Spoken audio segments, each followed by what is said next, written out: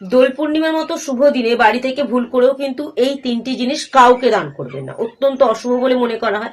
তার সাথে কোন দুটি জিনিস বাড়িতে এই দিন যদি কিনে আনতে পারেন অর্থের দিকের উন্নতি যেমন বৃদ্ধি পাবে তেমন কিন্তু অর্থ উপার্জনের পথ সুগম হবে।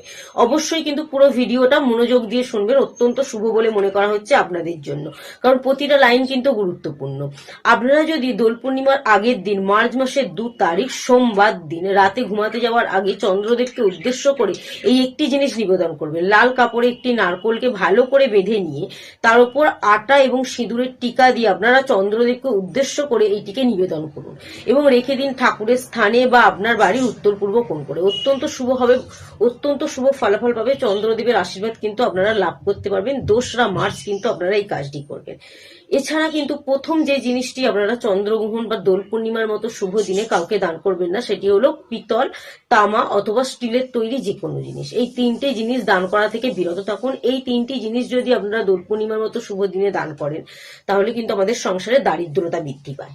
যেহেতু এই বছরটি রবির বছর, সেহেতু কিন্তু দোল পূর্ণিমা বা চন্দ্রগ্রহণের মতো শুভ দিনে সকালবেলা ঘুম থেকে উঠে স্নান সম্পন্ন করার পর আপনারা একটা তামার পাত্রে গঙ্গা জল, কিছুটা পরিমাণ হলুদ, আবির এবং গুড় মিশিয়ে আপনারা যদি সূর্যদেবকে অর্পণ করতে পারেন সূর্যদেবের দিকে তাকিয়ে, তাহলে কিন্তু সকাল 6টা 20 আগে 3রা মার্চ মঙ্গলবার দিন যদি এই কাজটি করতে পারেন তাহলে কিন্তু সূর্যদেবের আশীর্বাদ পাওয়া যায়।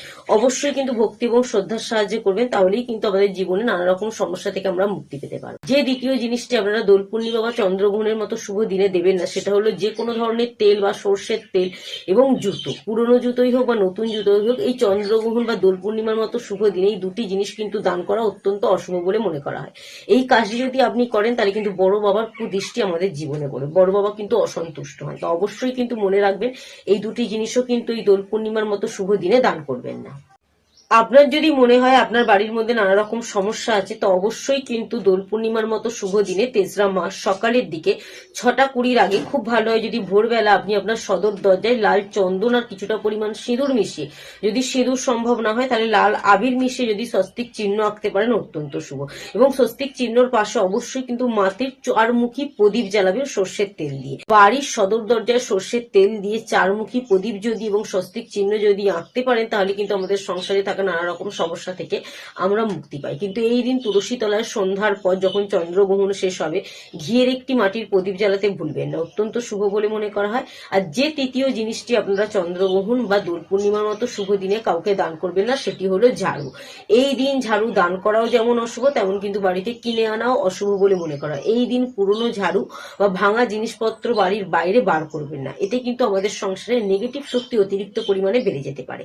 তবে আপনারা যদি এই দিন এই দুটি জিনিসের মধ্যে যে কোনো একটিও বাড়িতে কিনে আনতে পারেন আমাদের আর্থিক দিকের উন্নতি বৃদ্ধি পাবে। কোনটা আনলে আমাদের সংসারে আর্থিক দিকের উন্নতি বৃদ্ধি পায়?